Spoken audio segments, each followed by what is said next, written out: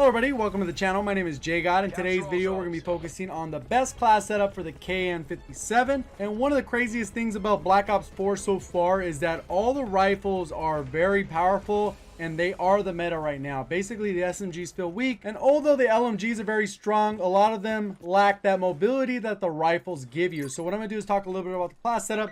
You're going to see some gameplay in the background. Then I'm going to walk you through a gameplay showing you how to use the weapon based off the specific attachments. So for this specific class setup, you're going to see that I'm running that hybrid mag that allows you to reload faster and give you a little bit extra ammo, using the grip, the suppressor, and rapid fire. As far as the rest of the loadout goes, I'm using that stim shot, engineer, and I'm using dead silence. And to make sure I got all those attachments, you can see the wild cards I'm using as well. One interesting thing that a lot of people argue about is the suppressor on weapons making them feel super weak. But all they really do is reduce that range at which the weapon is effective. And in a lot of other Call of Duties, you got a 20 to 25% drop off, which was very noticeable. And one thing they did differently in Black Ops 4 is for the rifles, you only get a 10% reduction in damage range, which makes it very hard to even notice that difference. And in addition to that, when you're running that suppressor, you're going to stay off the minimap when you fire your weapon, which is a huge advantage, especially when you go on those flanks. I'd love to know your thoughts on this weapon down in the comment section below, so go ahead and provide any feedback down there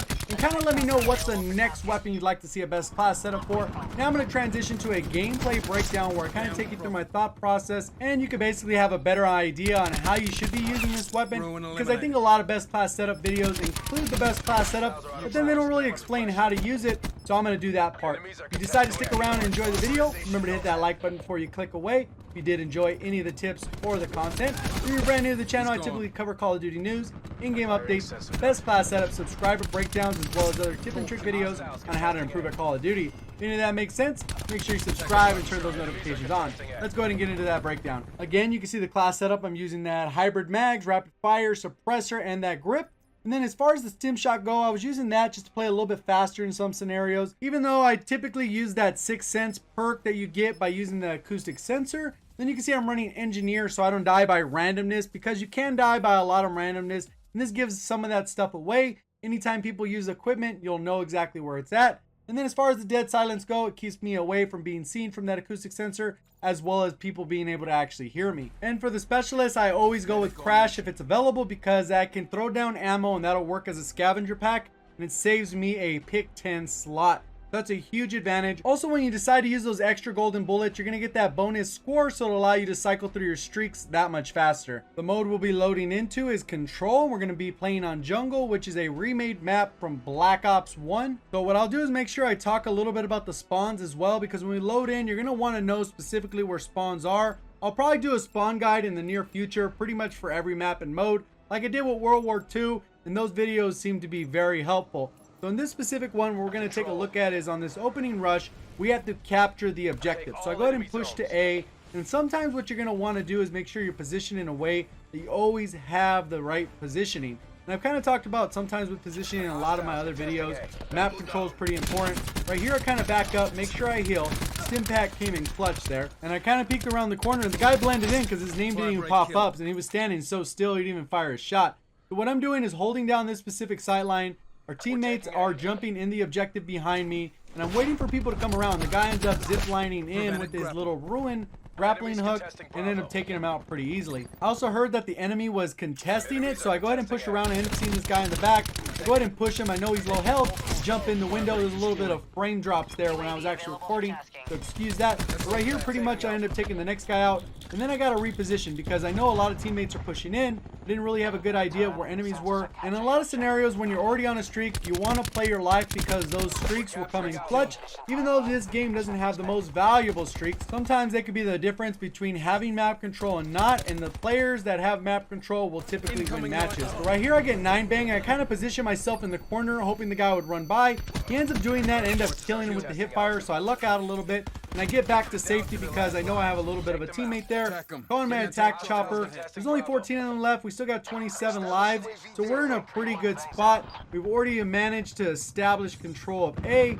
Now we got to kind of position on B without being overly aggressive. I'm 125 off of my little strike team. I want to make sure I get that because those guys actually go crazy if you put them in the right spot. And there is a right spot and there's a wrong spot and the wrong way and a right way to use them. So if a score streak guide is something you'd be interested in, make sure you leave a comment down below. And if someone leaves that comment, make sure you thumbs it up so it'll have more awareness on the comment.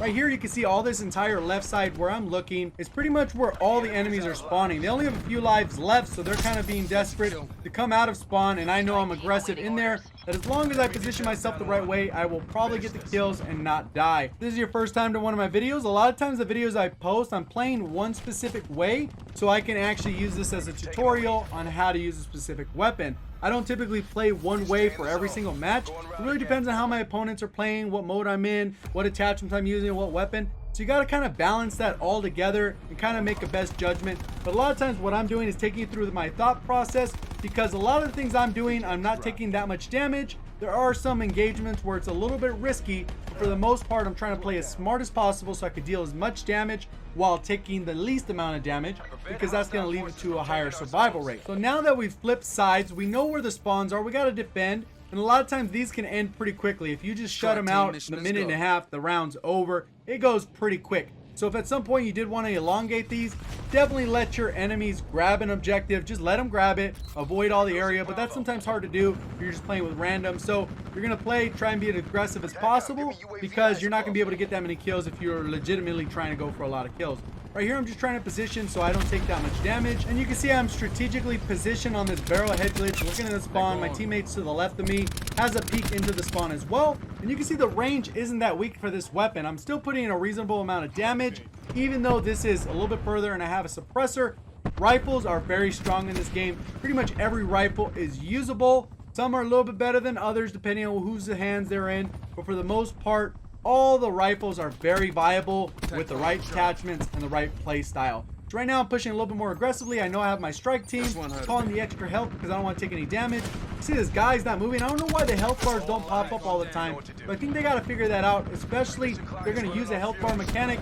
They should always pop up if they're supposed to pop up. Like in that case, it should have popped up. So right now I'm just trying to peek. I know they're spawning directly in front of me to the left, kind of at an angle. So that's kind of where they're all going to be coming from. So I decided to push through this left side, playing aggressive again. I didn't really need to stress out too much because I already knew we're outnumbering them. They got to run out of spawn. We're good in position. And now I got to kind of jump up this ladder, maybe pushing the spawn a little bit deeper. With this specific map, there's really only 2 spawn locations on each side of the map.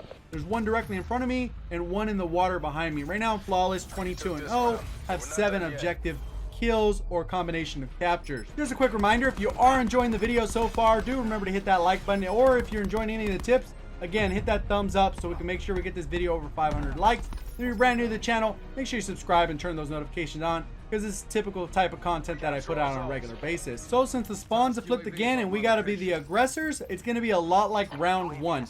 We got to push up to A, kind of position myself, see where enemies are coming from, and seeing which objective they're going to go to. I decided to jump in here, play it a little bit different. I'm not sure if this guy's going left or right. I'm just kind of peeking it. I'm assuming he's going to go left. I'm assuming he's going to go right. And I'm waiting. They're a little bit at a distance, so it's kind of hard to tell because the mini-map is kind of small from this angle. And I'm just trying to peek, seeing if the guy's going to come in so that I know when to push. So a lot of times you got to do that. You just got to play cautious, play smart, play your life. Right now, we still have a minute to capture the objective. Looks like a lot of my teammates are going to B. So I got to kind of push up a little bit, play a little bit more aggressive to kind of wait till I get backup. Because at this point, I don't have any backup. If I get rushed by 3 or 4 people, I'm going to be in a bad spot. At least we do have that helicopter in the air, so that contributes to a little bit easier kills. But what I'm doing is just peeking this spawn. You can see my teammates coming up behind me.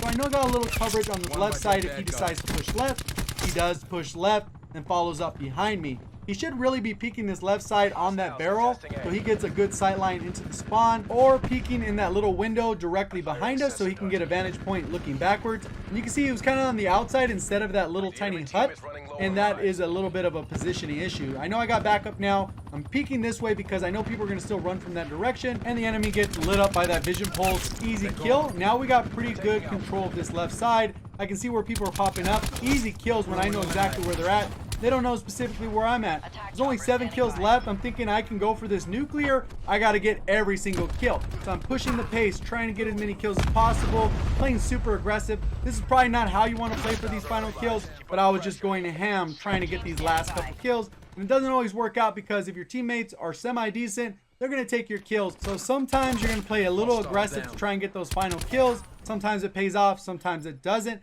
That's pretty much going to wrap up the video. 32-0, just shy of that brutal medal. Hopefully you guys did enjoy. Thank you for watching, and as always, have a great day. Finish this. Mission objectives green across the board.